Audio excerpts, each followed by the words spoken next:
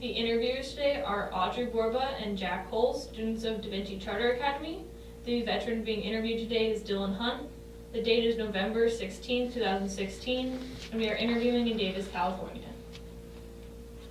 To start, can you please tell us where you were born and when you were born?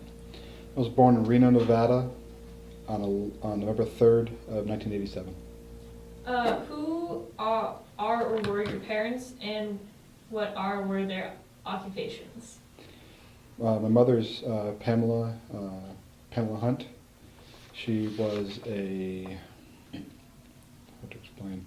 She worked for the Sacramento Municipal Utility District as sort of an accountant, but for electricity, I suppose I'd say. Her dad, Randall Stewart Hunt, he worked as a contract engineer for the state for power systems and whatnot. Do you have any siblings? I do. I have one brother. His name's Alex. He lives in Halifax, Nova Scotia. He's also an engineer. And I have a sister named Leanna, and I do not know where she is. She cut up all contact with my family quite a few years ago. What were you doing before you entered the service? I was in high school. I was in high school until June of '06, and I tried college while I was trying to get the paperwork done for the Army, and I'm glad I did not stay with college at the time. I entered service in November, so halfway through the fall semester, and I quit college then. In which branch of the military did you serve? I served in the U.S. Army in the infantry. Did the Secretary of State Colin Powell's speech to the UN or the President Bush speech, Operation Iraqi Freedom, influence your joining at all? No, my influence of joining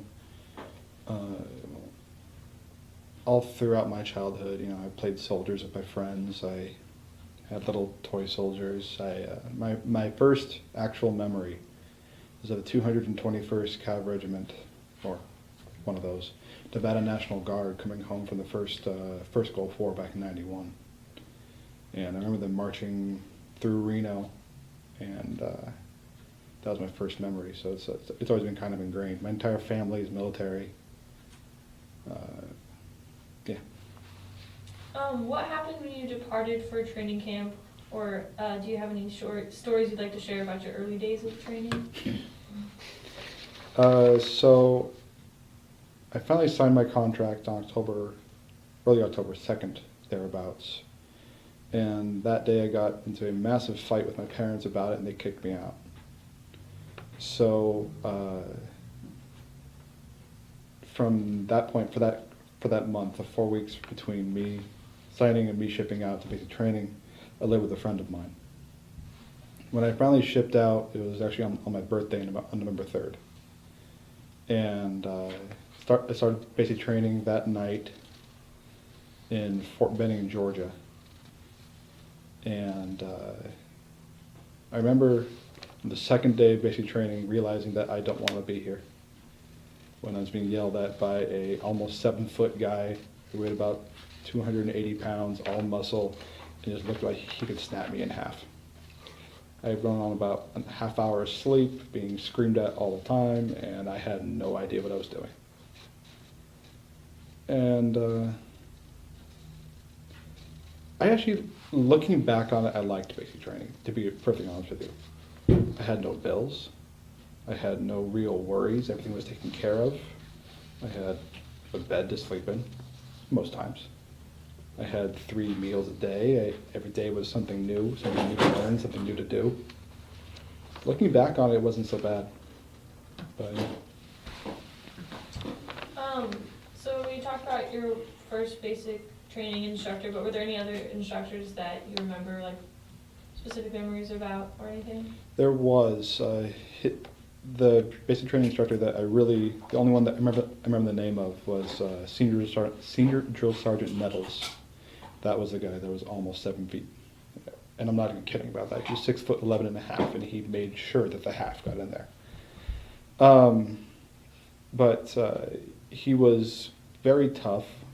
He never had to raise his voice in order to intimidate you. He did that by sheer presence. But I remember him specifically because he was never cruel. A lot of the drill sergeants are there just for power's sake or because they had to be there and they didn't like doing it. This guy liked training people, liked making sure that we love basic training with actual knowledge.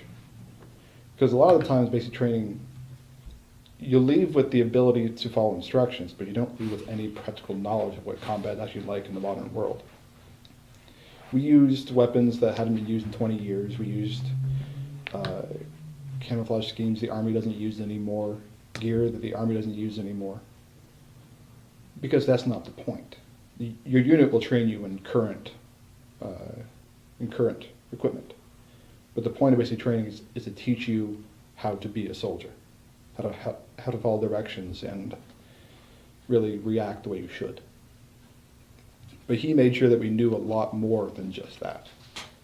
And I remember about 2 years after basic training, we were down in the Mojave Desert training for a deployment to Iraq. And I saw him again. And it was kind of one of those double take, like, oh my God, he's back. And he walked in and says, so you survived? Yes, I did. And he was very surprised, which is interesting. And one of the most disliked drill sergeants of my entire class, I guess you say, was, I don't remember his name, but he was a Michigan National Guardsman who was activated to become drill sergeant for a year, and he made sure that we knew he did not want to be there. He wasn't that good, which was actually kind of depressing. So we had 2 good ones and 1 really bad one for our platoon. You did mention that you were cross-trained as a medic. What was that training like? So part of the problem with Iraq, with the Army in general, is that there's 1 medic for about every 50 guys. And when you're doing patrols in Iraq, when an IED hits, the standard procedure is to lock up all the vehicles until we can be sure that there's no secondary IEDs or an ambush is not going to happen right afterwards. That's very common. So let me explain. An IED is an improvised explosive device. Basically, it's a bomb by the side of the road. It can be made with literally anything. A lot of the times they would set off an IED underneath the vehicle, and then have other ones further on or further up the road where the vehicles would stop to help the vehicle that got hit.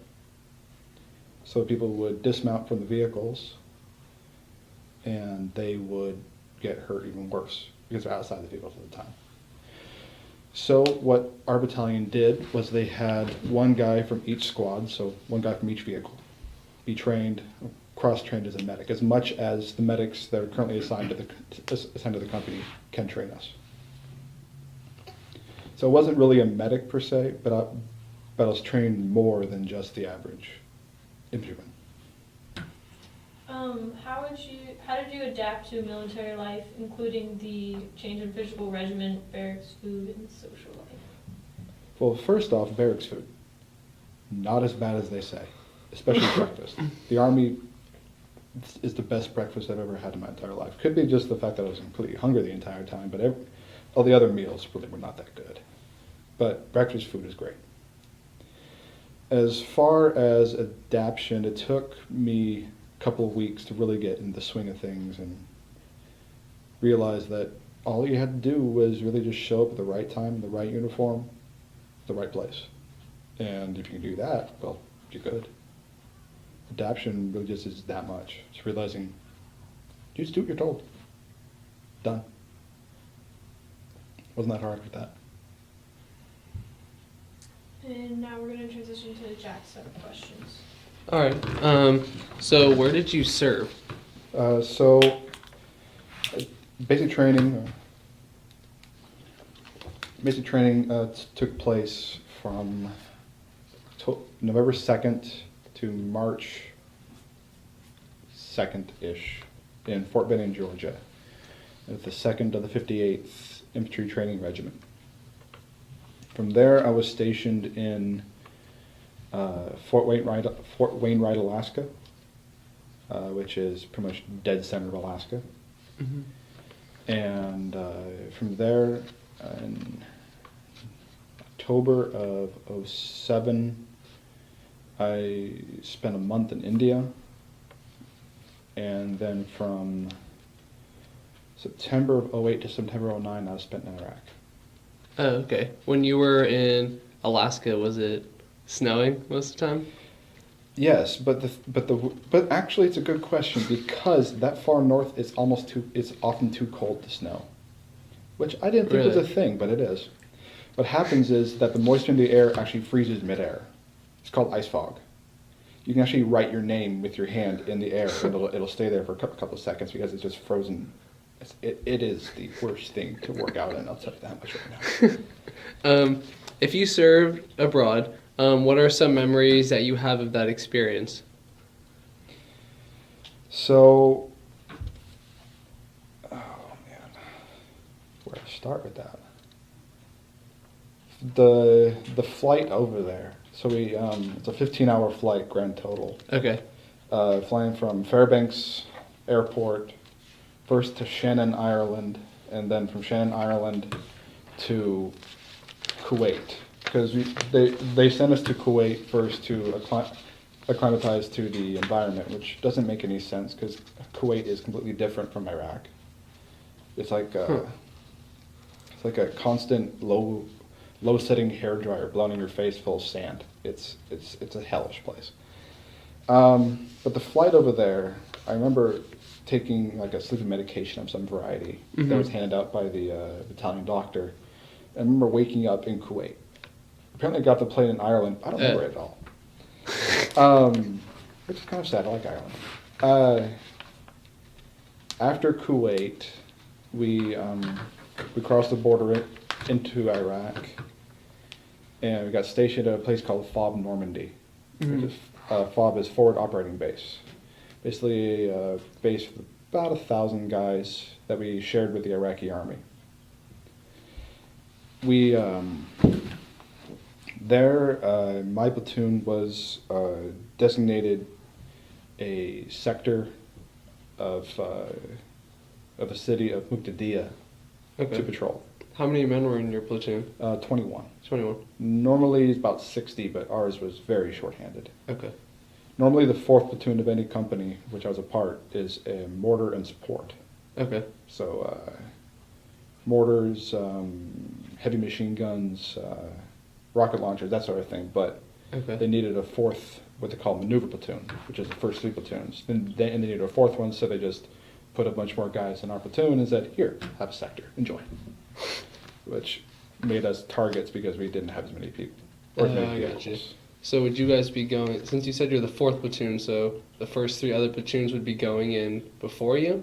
Well, the thing is, in like stand-up combat, you'd be right about that. Okay. But over there, it's less of just taking ground and taking the hill or whatever. It's more doing daily patrols.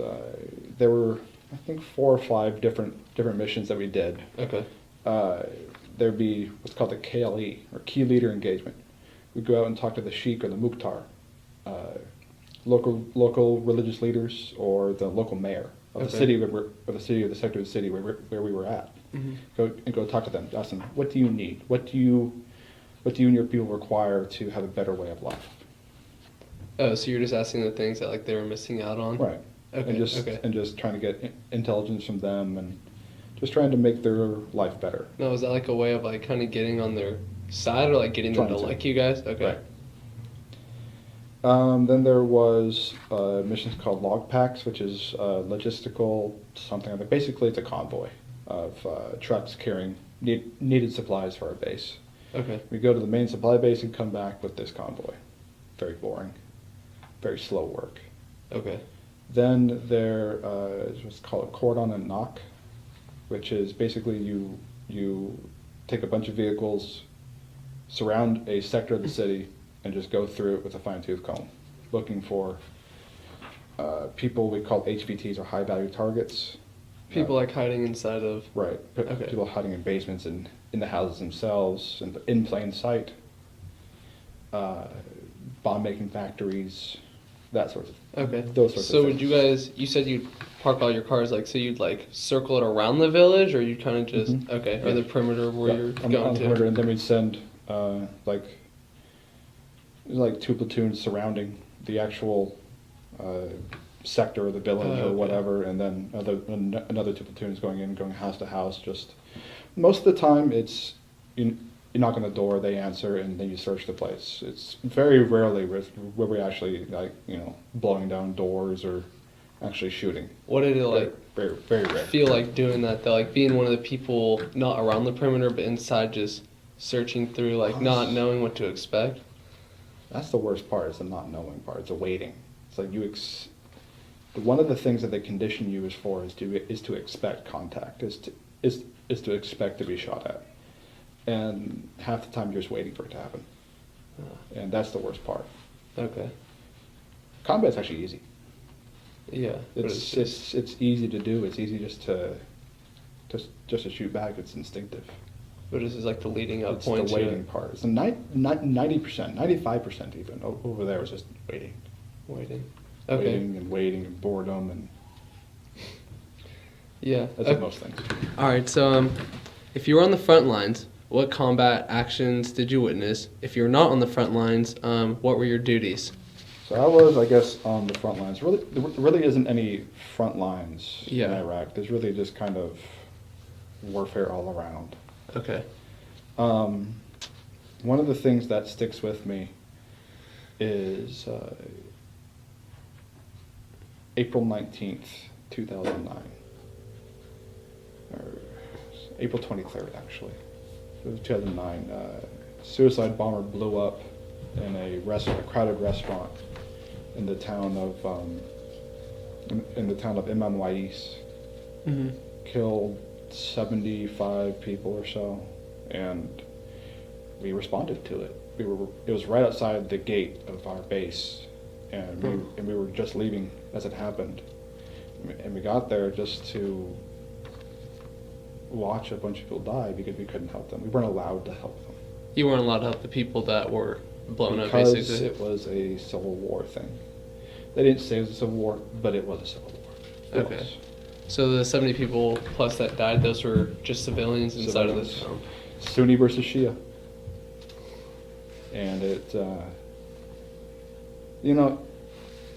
all the things that happened to me, getting blown up, getting shot, getting all these things, I don't care about that. I was prepared for that.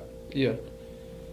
I went over there specifically to try and change something, to try and do some good for somebody else.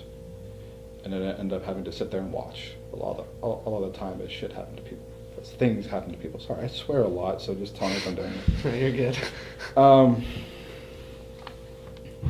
Yeah, it's the rougher things to remember because we were always conditioned to do something about it. Don't complain, just do something. So basically, you could only really react when when you guys were attacked or when they would do things to you guys. Exactly. Because otherwise, it's a civil matter. We could give them medical supplies, but we couldn't actually apply them ourselves. We weren't allowed. It's a political thing. Huh. Okay. It was one of the few regrets I actually have about my time in services because I didn't help that. Yeah, no, that makes sense. So why is the Iraq War different than other wars? So like basically like you kind of answered why there aren't front lines, Mm-hmm. but basically just why do you think that it's different than other wars? Obviously, I wasn't in Vietnam, but from what I know, it wasn't that much different from it. It's not jungle, it's sand, for the most part. Mm-hmm. But from what I know, from the people I've talked to, from the books I've read, the shows I've watched, all those things, it's a lot like it. There's no front lines. You're fighting an idea in Iraq. You can't win against that. Okay. Now, World War II, you're fighting against a country. You Yeah. can win against that. You can defeat a country's army. Yeah. In Iraq, there was no there was no machine to defeat. Yeah, you're just. There's nothing tangible to destroy. Okay. There was just an idea. Just an idea. And you can't kill an idea.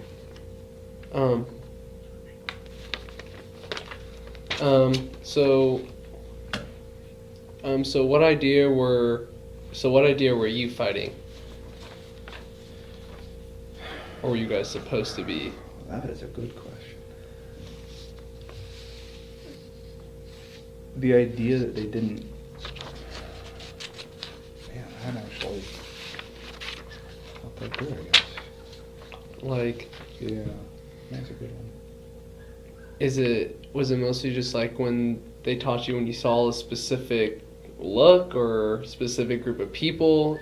It's like we were taught to be aware of what we call military age males. Okay. Those who, like, the most radicalized, I guess, population of people in Iraq that were there was people within the age of 20 to 40, males within Okay. the age of 20 to 40. That's 90-something% of the people that attacked us. Okay. The thing is, most of the time, Al Qaeda would pay $5 to a farmer to go shoot at us or plant a bomb in the road. Oftentimes, that farmer, $5 is more money than he'd see in 10 years. Yeah. So what's the farmer going to do? It's like if he says no, Al Qaeda's going to kill his family. If he says yes, he gets $5, but then you guys would turn on him. it's oftentimes that happens, and a lot of times we end up killing him. It's you can't win that kind of war. It's the same Yeah. thing that happened to Vietnam. Yeah. Okay. You're fighting against an idea. Like, we were there to try and make a country. Uh-huh. They don't care about their country.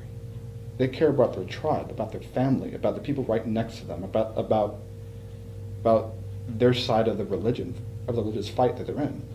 They don't care about Iraq as a country. They care about Just the the beliefs. welfare of their tribe. Okay. Our sense of country, our flag, everything like that matters to us because that's what ties us together as individuals. To them, it's their family name. It's their father, it's the patriarch, it's the matriarch, it's Shia, Sunni, Kurd, Mm-hmm. not Oh. Iraq. Yeah. So the next question I have for you, so it seems like you witnessed combat. How did you feel when witnessing casualties or destruction going on? When it happened, not much. But afterwards, not great. Honestly, it's like during the actual combat, you kind of put everything away in a box and you just kind of do your job at the time. At least the good soldiers do. Mm-hmm. The useful soldiers do that.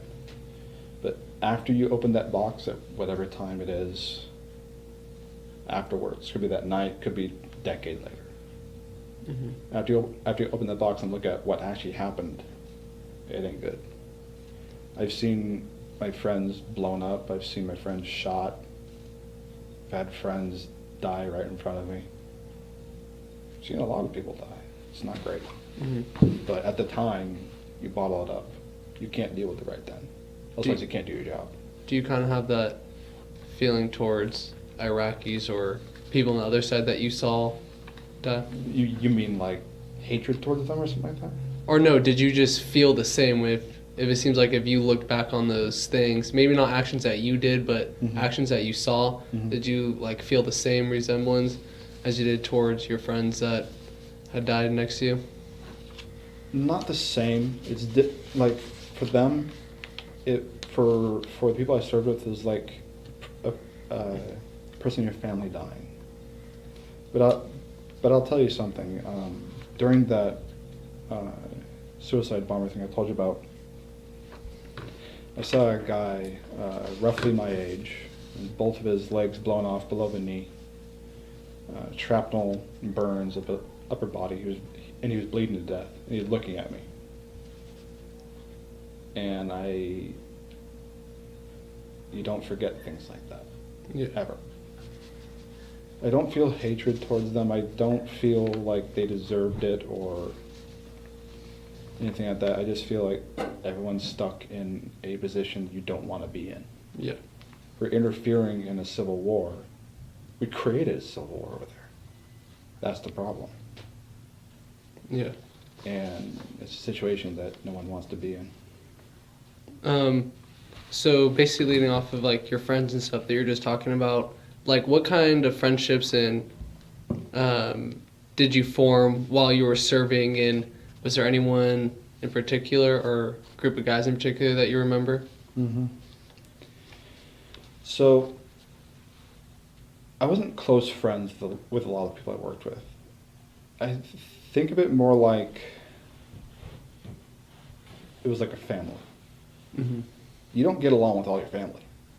No. You fight with your brothers. You fight with your dad, whatever, and you don't often like most of your family, but you just deal with them because you have to. You don't have a choice. So there was a couple of guys though. One, Douglas J. Green. He was one of the best soldiers I ever met. Really good guy. Mm-hmm. He died 6 years ago in Afghanistan. He was hit with a rocket and there was nothing left of him. I wears dog tags. Oh, okay. Yeah. Back in '09, another friend of mine from basic training died in Afghanistan as well, near the same place actually. Hmm. And nothing left of him either. Deep buried bomb blew apart his vehicle, vaporized everything. A lot of it happens that way. But it's really just like a family. You don't always get along, but you love them. Are you still in touch with any of them? No. No. I did for a couple of years afterward, but it's one of the things that really kind of, I don't know, saddened me about the Army is that the whole Band of Brothers thing, like, Mm-hmm. the book and the show, and how everyone's stuck together after the war and all that stuff doesn't happen. Yeah. It's very rare when a unit comes together like that. Everyone kind of just goes back to their old lives. Some stay in the Army, some move on to another unit, and most of the guys got out and just went back to their old lives. So do you think you made some of your closer friendships during the basic training or when you were there on duty? On duty. On On duty. that, but most of my friends ended up dying. What did you do for recreation or when you were off duty? Or recreation? You mean like in Iraq? Or just in general? No, just in general. Well, it can be in Iraq and when off duty. Mm-hmm. So, in Alaska, we like to go play hockey. Well, it's one of the cooler things about living in Alaska is that you can just scrape off a parking lot from all the snow and it looks covered in ice. Play hockey. I just play. Just play, it's fun. To be honest, we drank a lot. Like, as long as you kept it in the barracks and didn't let it go out in the real world, Mm-hmm. everyone was pretty much okay with it. No one really agrees with the you got to be 21 to drink, but you can be you can be shot at 18 for your country. It's great, yeah. So no one really agreed with that, and everyone just kind of cold, blind eye to it. Yeah. As long as we didn't, as long as we weren't stupid. Mm-hmm. I have actually a question. Is chewing tobacco still big? Oh God, yes. Yeah, I didn't do it. I didn't smoke. I didn't get chewing tobacco, but at least half of my company dipped. Yeah, dipped what they call it. Yeah, and God, it's disgusting. Mostly they did that because it's easy. It's easier to do it because if you're in like combat or say like we're training for like an ambush or something like that, you got to be still and silent. You can dip a lot easier than you smoke because the enemy can smell smoke, see smoke, yada yada yada. So Yeah. a lot of guys still smoke in the Army, Mm-hmm. which I don't get, but whatever. So Yeah, dipping is still very common. Or at least it was 7 years ago. Yeah. How did the Iraqi constitution affect your? Well, did the Iraqi constitution affect your experience at all in Iraq? There were a few times when they did voting. Forget exactly when or how many times or even what they were voting for, but I do remember they did voting a bunch of times.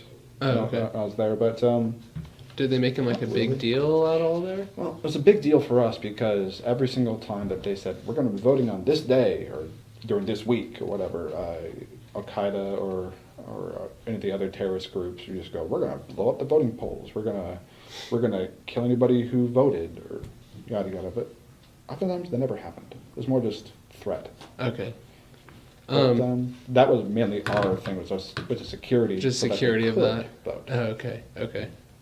Just funny though, talking about voting.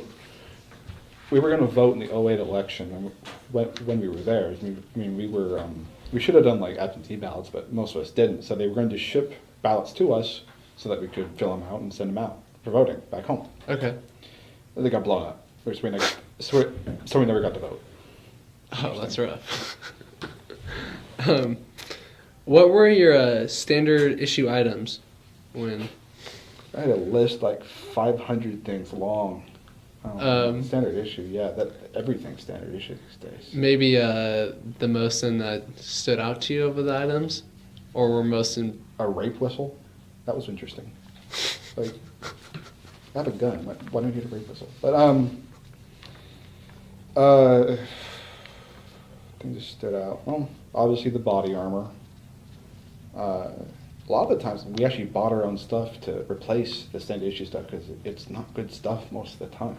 Oh, really? Like, I bought my own set of ACUs that were modified. ACUs is the Army Combat Uniform, the UCP, Universal Combat something. Okay. Camouflage. It's the camouflage. Oh, okay. The gray and greenish digital Okay. stuff Okay. that didn't work ever in any environment. You mean working just like? It didn't comfortable? camouflage anybody. Oh. It maybe on like a paisley couch or like a gravel yard, but other than that, nothing. And a lot of the time over in Iraq, like we were stationed in an area that was mostly overrun by palm groves. It's like thick jungle. Oh, really? So they sent the only Arctic Mobile Brigade to the only jungle in Iraq. Army logic for you. Was the gear that you wore, was it like extremely heavy, hot? So let's just so I was a machine gunner. I carried what's called the M240 Bravo. It's a 4-foot, 30-pound medium machine gun. Shoots a bullet about the size of your finger. About 900 rounds a minute. That was 30 pounds, plus the ammo was another 100 pounds, plus the body armor was 35 pounds, helmet's another 8 pounds, rifle, well not a rifle, I carried a M9 pistol, which is another couple of pounds, and the ammunition for that's another pound or so, and then night vision is a pound or so, then about 5 liters of water, which is I think about a bunch more random stuff. Over time, does your body get used to carrying all that weight and be able to move? No, I mean, you might get like used to carrying it for a while, but my spine is completely screwed. My low back actually calcified in some of the muscle. That happens when you have stressed your back out, worked out so much, tore some muscles in your back, and you can't let it heal. Your body goes, okay, I can't heal that. I'm gonna throw some calcium in there. Try and bridge the gap. So your body, your muscles calcify, and that sure does some not so good stuff for flexibility or strength. Talking about some of your weapons, so what kind of weapons were you trained on, and then what type of weapons later on were you given to use? So I was trained on everything in the U.S. Army inventory that is carried by an infantryman. everything from the M14 rifle to the M16 rifle, M4 rifle. We had the 1911 pistol, which I don't know why we trained on that. That hasn't been something in the U.S. Army inventory for 20 years. The M9 pistol, which we trained on the M249 light machine gun, M240 Bravo medium machine gun, the M2 heavy machine gun, the Mark 19 grenade launcher, the Off of like all the GM 189 Javelin heavy anti-tank missile launcher, which we never used. AT-4 light rocket launcher, which we used a lot. Grenades, all different types. Yeah. basically with all those different sizes and weights, does that like affect someone's ability to use them like as effectively as maybe like, I don't know, with maybe maybe a rifle that you were pretty well trained at, and then you're going on to rocket launcher? Right. So, Do they like train you guys differently on how to use every different weapon? so every person is given like a general knowledge how to work each weapon, right? Mhm. But each person has a specialty. So like one guy in the squad is going to know how to work the Javelin missile launcher, but most guys are going to know how to work the AT-4 because it's more common. The Javelin is like a $2 million like infrared radar scanning thing attached to an $85,000 heavy missile that can go like 4 miles and hit like this, right? Yeah. The AT-4 is an unguided light rocket that can barely scratch a tank. So it's much more common, much more simple to use. Okay. Everyone is able to use M4 rifle. Most everyone is required to be able to work in the machine guns and whatnot. But there's only like a specialized few that can work like the sniper rifles. I Mhm. didn't. Yeah. I'm not that great a shot. I shot a machine gun. A lot of bullets in the right direction, you know? Yeah. So yeah. so what was your specialty then, or like what weapon did you prefer? M240 Bravo, the 4-foot long, 30-pound weapon. That thing is crazy. It's one of the best built weapons I've ever encountered. It doesn't jam.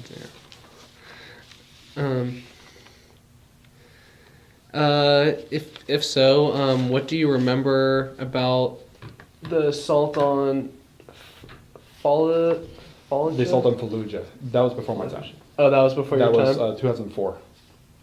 Okay. Well, where were you on the time when Saddam Hussein was executed? I was actually in Baghdad when he was executed, You were in Baghdad? but I was nowhere near it, and I actually didn't know it until months afterwards. So I was nowhere near it. So were there any major missions or battles that you were assigned to, and what different cities were you stationed in? So there was a clearing operation in the city in which we were assigned to for the first 9 months. That was the city of Muqtadiya. Basically, we got to this city and we said, okay, well, we're just going to clear house.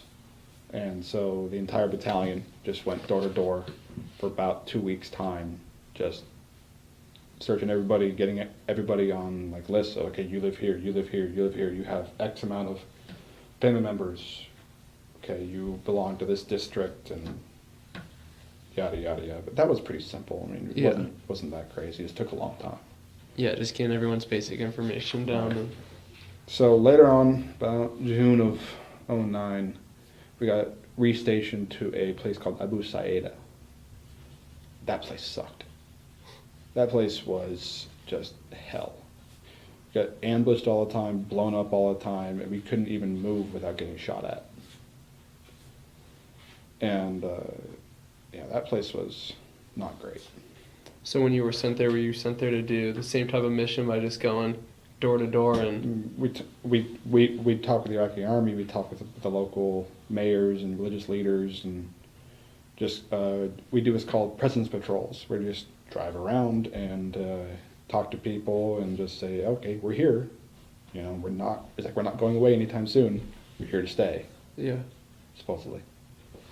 But yeah, much the same thing, just a different place. Different place. So when you guys first got to that area, did it kind of seem well known that they just did not want you there? Is that Yeah. why you're kind of making it seem like it was such a bad place? Yeah, because the platoon that we were replacing, we were taking over their territory and they ours. Because they had lost 6 guys in the area. And they said, okay, they need to be transferred out before they get, too undermanned. Or a lot of the times, units that take a lot of casualties, they can sometimes get crazy. And they can just get grief and anger and not being able to do anything about it. Because it's an IED. It blows up your friend. What can you do? Yeah. You don't know you don't know who placed it. You don't know who the sniper is that shot your friend. You have no idea. Mm-hmm. The anger has to go somewhere. And oftentimes it's happened a lot in Iraq, where the anger gets expressed to the wrong people. Like let's see, what's the book? Black Hearts. It's about the mask I stand about. Oh, was it back in 2005 or so, a group of 101st Division troops massacred a family. Just lost it. Just took their anger out on. That happens, and after that, a lot of battalion commanders, brigade commanders begin shuffling their people around. Those who were in higher hit areas get shuffled to a lower hit area, and just given a rest for a while. Yeah, yeah. It's a good thing. You can only take so much. Yeah, until you just need to get out of there. Until you snap. What kind of buildings did you sleep in, or what did you sleep in? So, when we first got posted to FOB Normandy, we were told, okay, that's your building. It's a bombed out bunker that was hit by a guided bomb at the beginning of the Iraqi war. And it was just full of rubble, and there's no ceiling, and we're like, what the hell is this? We spent 3 weeks living in our vehicles while we built up this place and made it livable, cleaned it up and whatnot. But after that, we lived actually decently well for combat. I mean, we weren't sleeping in foxholes, that's for sure. I mean, I had a mattress. Granted, it was flea infested, but whatever. It was a mattress, and we even had internet. Got a satellite from Kuwait and had internet over there. It was actually nice. Huh. So how did you feel when Obama decided, when he announced that he'd be doing the exit plan? At the time, I didn't believe him, and I still believe him because it hasn't happened yet. We still have troops over there fighting, so yeah, I still don't believe him. Okay. I don't mind the guy, but just that never happened for whatever reason. So after the war, when you were so where were you when the war ended? It hasn't. Yeah. Supposedly, Operation Iraqi Freedom ended back in what was it, 11 or 12? Yeah. But we still have troops over there. There's still troops fighting in Iraq. It hasn't ended. Do you think it's as heavy as it was when you were there? It's not as heavy as it was when I was there. But when it ended, when we finally started giving stuff over and ISIS pretty much took control, it's like the place where I was at is now ISIS territory. It's not. Hell, back in 2008, we were fighting ISIS. They were actually a big terrorist group in the area, and they were just as crazy back then. They were the guys like killing civilians left and right, and just insane. They grew a lot since we left them, but the province where I was in. So Iraq is made of provinces, right? Like states here. Yeah. We were in Diyala province, and ISIS started out in Bakuba, which is the capital of Diyala. And they were there back in 2008. Now were they just weren't as big? They were very small back then. Yeah, they were a kind of like an offshoot of Al Qaeda in Iraq. Were they well known though for No, they were really, really small. They were well known for being savages, though. Savages? Yeah, Okay. they would chop people's heads off. They would just, it was bad. Do you think the soldiers will ever be taken out anytime soon? I hope so. Honestly, it's just not worth it. You can't build somebody a country. You got to be able to fight for it. And the Iraqis, like I said before, they care more about their family than they do about a state. They don't want a state. Well, that's what you get. Yeah. You get what you fight for. And we can't pay the blood price for a country, for another country. We can't do it. You can't build democracy. Democracy comes from the ground up, not from other people telling you, you should do this. It doesn't work that way. So I think you can just cut your losses and run. Yeah. So how did you return home? By plane. Was that how long did that take? I mean, from Iraq and back to Alaska, probably the same, probably 15, 18 hours. Okay. Long plane flight. So when you came home, how were you received by your family and your community? Pretty low key. I mean, I'm a low key person. Just you know, I don't like parties. I don't like big celebrations and whatnot. But my parents met me at the airport when I flew back home in October of '09, and I got some In-N-Out. That's good. Got some In-N-Out? Oh, yeah. First thing. Way home. Double? Oh yeah. So what do you think about the actions currently being taken against ISIS? I don't know. Honestly, I don't think it's doing any good. But I don't honestly see another option. Letting those guys just run rampant throughout the Middle East is not good. Yeah. I mean, it destabilizes an already destabilized place. My problem is not enough of the Middle Eastern countries of which it affects are doing anything about it. Yeah. They're relying on us to do something. It's like, we shouldn't be there at all. They should be handling their own business, but they aren't. Mm-hmm. So when you came back and you were done with your military life, how did you readjust to the normal civilian life? It took a long time. I still think I'm doing it from day to day. I mean, I still wake up really early. I still work out every morning really early. I still make my own bed all the time. Precisely. It's weird. But, like, obviously I let my hair grow out and I don't wear a uniform anymore, so there's that, but I keep a lot of the good things that I like and that benefit me from the military. Yeah. Like routine, like cleanliness, that sort of thing. But I lost a lot of the things I didn't like just the everyday nonsense that they put us through. Doing a job for a job's sake, I don't believe in that kind of thing. Like, you need to clean because cleaning is good for you. Just go clean that corner for like three hours. They did that a lot. Really, the infantry is just a janitor, a bad janitor at that.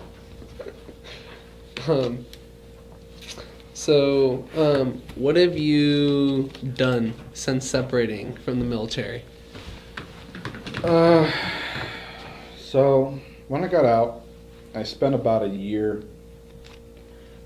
working as a weapons instructor, just for random people, just like people who just didn't know how to shoot a gun at all and just wanted to know the basics.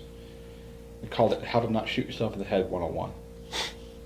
It's like, this is the pistol, this is how it works, this is how safety works, this is what safety looks like, this is what maintaining a weapon is like, this is what you should not do with a weapon.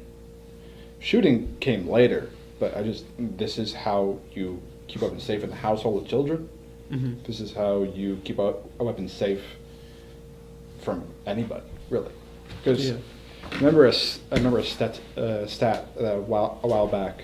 I said that 80% of all in-home deaths resulted from their own weapon. That's interesting.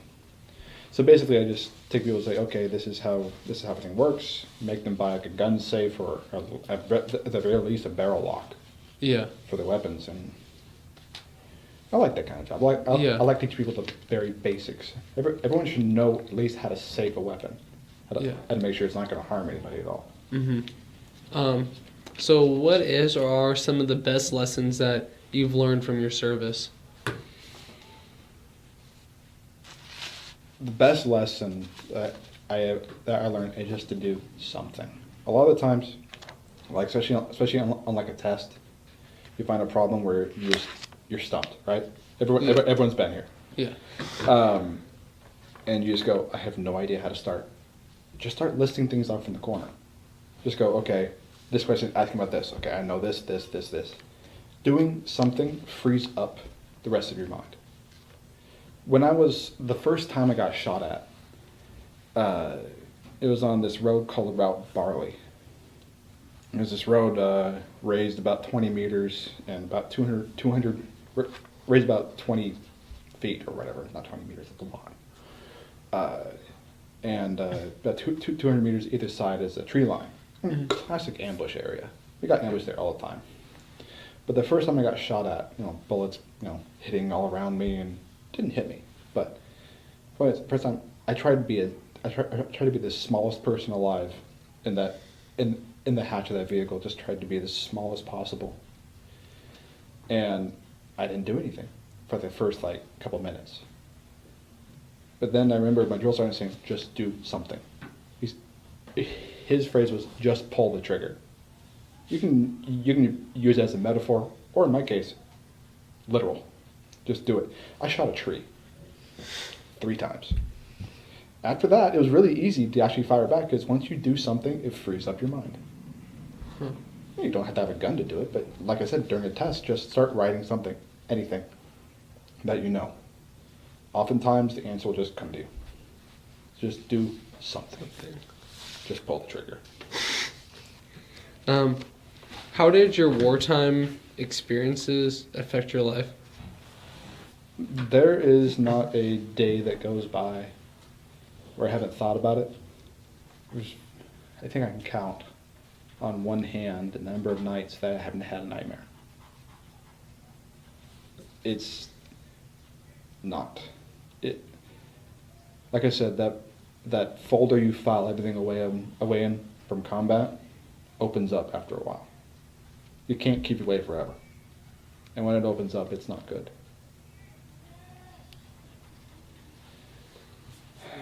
Yeah, it's hard to deal with. It's hard to explain. It's hard to codify. It's hard to just tell somebody who has no idea what it is. Who wasn't there. And like I said, I don't talk to any guys in the Army anymore. But I have a lot of veteran friends at UC Davis, but most of them aren't combat. I'm one of 2 who's in combat. Mm-hmm. It's just hard to explain. Yeah, so it's just easier to explain that to someone that could share resemblance to what you're feeling. Yeah. Combat is like fear and hate and anger and the weirdest thing is happiness. All distilled down to one action. Combat's addicting. It's something you will always remember. There's some music that I listen to that automatically reminds me of a certain firefight I was in. There's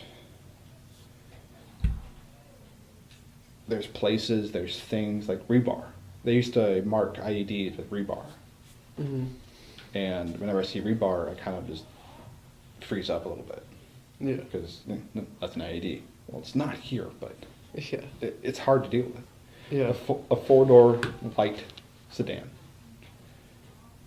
On Christmas Day, we got blown up by a car bomb.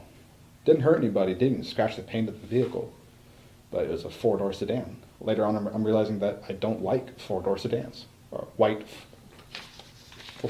four-door sedans. I don't like being in large groups or in loud areas.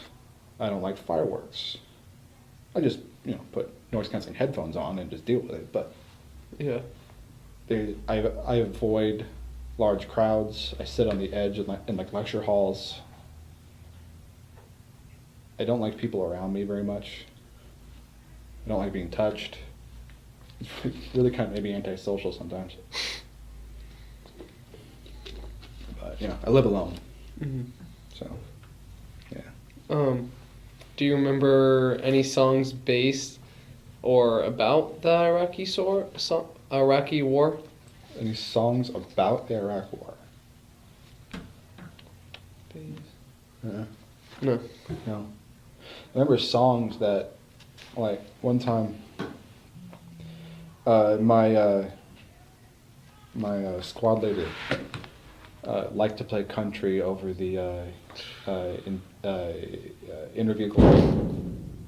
intervehicle like communications. We all wore headsets inside the vehicles with the radios and whatnot, Mm-hmm. and we spliced in an iPod to the actual intercom system.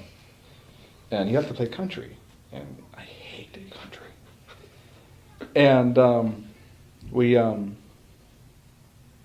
so one day I decided to mess with him.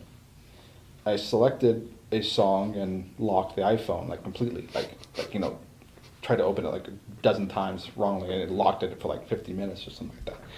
And the song was Aqua's Barbie Girl. And it starts playing, and right the moment I hit play, we got into one of the worst ambushes I've ever been in. It was 3 hours solid of this song playing, of we're getting shot at and shooting back, and I can't hear that song without thinking about that. It is the dumbest song I've ever heard, and that's why I chose it. But that song was playing for 3 hours in my head. It was like During the whole entire it was ambush? horrible. It made the ambush so much worse. How has your military service impacted your feelings about war and the military in general? For the first bunch of years, I hated the military. I hated war. Who doesn't? But recently, I've been kind of re-embracing what it means to be a veteran, what it means to have been in combat, what it means to have served, and kind of realizing that the military wasn't all bad. It wasn't just, a horrifying experience for me. It taught me a lot about life, about what I should do, how to succeed in general. A lot of those messages were kind of buried under a lot of screaming and swear words and lots of dirt and whatnot. But it took me a while to really realize what I actually learned. Mm-hmm. But What messages would you like to leave for future generations who will view or hear this interview?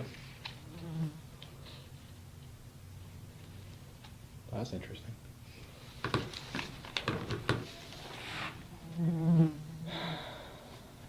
Join the military for the right reasons. Not because you have like an ideal about the military. Join it because you believe in this country and you think that service should be something that you need. Don't do it for your own advancement, because honestly it isn't there for that. A lot of people do use it for that, but it shouldn't be there for that. Use it to learn more about yourself, to serve somebody else for a change, or something else bigger than yourself. Don't do it for yourself. Do it for the country. Do it for the ideals. I know this country oftentimes thinks we're the worst things on the planet, but really we're doing pretty all right. Mm-hmm. So there's worse things to fight for. Yeah. Is there anything else you feel like we haven't discussed or should be added to this interview? If so, what would that be?